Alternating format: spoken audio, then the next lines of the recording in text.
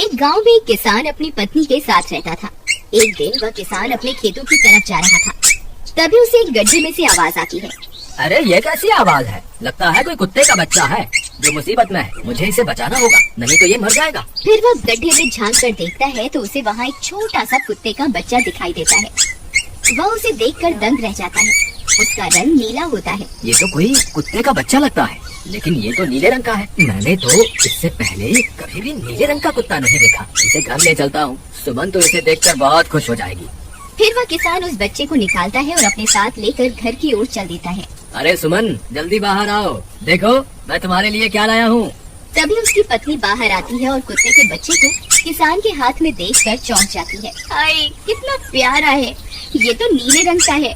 अजी, आपको कहाँ से मिला? क्या मैं इसे अपने साथ रख सकती हूँ? मुझे बचपन से एक कुत्ते के बच्चे को पालने का बहुत शौक था। हाँ हाँ, क्यों नहीं, मैं इसे तुम्हारे लिए ही तो लाया हूँ। लेकिन ये आपको मिला कहाँ से? मैं खेत की तरफ जा रहा था, तभी अचानक गड्ढे से इसके रोने की आवाज आई।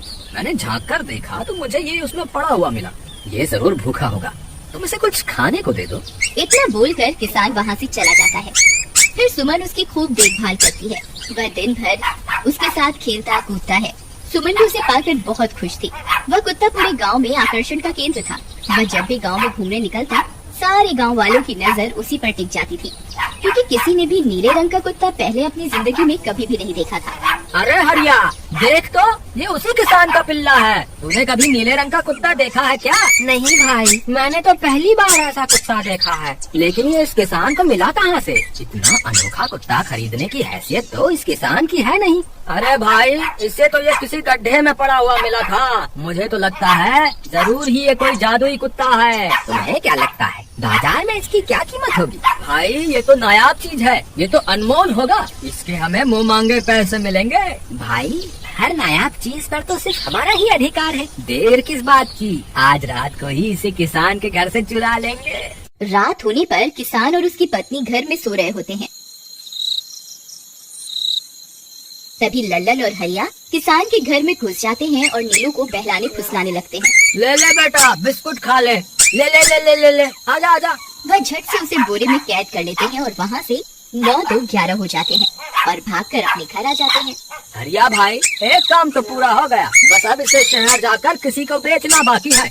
शुभ काम में देरी किस बात की? हम कल सुबह होते ही इसे शहर जाकर किसी को बेच आएंगे। अगले दिन सुबह होने पर वे दोनों नीलू को बोरे में डालते हैं और उसे बेचने के लिए निकल पड़ते हैं। रास्ते में उन्हें एक सेठ मिलता है। उसे उस बोरे में से अजीब अजीब सी आवाजें आती हैं। अरे भाई रुको रुको, इस बोरे में क्या भर कर ले जा रहे हो? भाई, ये एक जादुई कुत्ता है। ऐसा कुत्ता पूरी दुनिया में केवल एक ही है। ऐसा कैसे हो सकता है भाई? जरा मुझे भी तो दिखाओ। वह सेठ नीलू को देखकर चौंक जाता है। तुम्हें इसके लिए 100 सोने की मुद्राएं देनी होंगी। ठीक है, मुझे मंजूर है। लो, ये लो तुम्हारी 100 मुद्राएं। आज से ये कुत्ता मेरा हुआ। वहीं दूसरी तरफ नीलू को घर में ना पाकर सुमन और किसान परेशान हो जाते हैं। सुमन का रो रो कर बुरा हाल हो जाता है। नीलू, तुम कहाँ चले गए? तुम्हारे बिना मैं कैसे जीऊंगी? वापस आ जाओ ना नीलू। अजी, मेरे नीलू को कहीं से भी ढूंढ कर लाइए। जब तक वो वापस नहीं आएगा मैं खाना नहीं खाऊंगी। ठीक है, तुम रोना बंद करो, मैं उसे ढूंढ कर लाता हूँ। फिर किसान गांव में लोगों से नीलू के बारे में पूछता है। अरे भाई, मैंने तुम्हारे कुत्ते को देखा था। वो लल्लन और हरिया तुम्हारे घर से बोरे में किसी को भर कर ले जा रहे थे। वो अवश्य ही तुम्हारा कुत्ता होगा। फिर किसान भागता हुआ लल्लन के घर जाता है। लल्लन, मुझे पता चल गया है, तुम्ही ने मेरे नीलू को चुराया है। उसे अभी के अभी वापस लौटा दो, नहीं तो मुखिया से कहकर तुम्हें कड़ी से कड़ी सजा दिलवाऊंगा। अरे हरिया भाई, इसे कैसे पता चल गया? मुझे लगता है किसी ने हमें उसे चुराते हुए देख लिया होगा। मुझे अभी के अभी मेरा कुत्ता वापस करो, नहीं तो अच्छा नहीं होगा। भाई, तुम्हारे कुत्ते को तो हमने 100 मुद्राओं में बेच दिया। अब तुम चाहो तो सारी मुद्राएं रख लो और हमें छोड़ दो। नहीं, मुझे मेरा कुत्ता ही चाहिए। तुम्हारे पास कल सुबह तक का वक्त है। कैसे भी करके उस व्यापारी को ढूंढो और मुझे मेरा कुत्ता वापस ला कर दो, नहीं तो जेल जाने के लिए तैयार हो जाओ। इतना बोलकर किसान वहाँ से चला जाता है। अरे मर गए रे, अब क्या करें? ये तो थानेदार की धमकी देकर गया है। लल्लन भाई, मुझे जेल नहीं जाना, कुछ करो ना। अरे अब क्या होगा? चलो उस सेठ को ढूंढते हैं, उसे उसके सारे पैसे लौटाकर उस कुत्ते को वापस ले लेंगे। वे दोनों सेठ की तलाश में निकल पड़ते हैं, लेकिन बहुत देर तक ढूंढने पर भी उन्हें वह सेठ नहीं मिलता।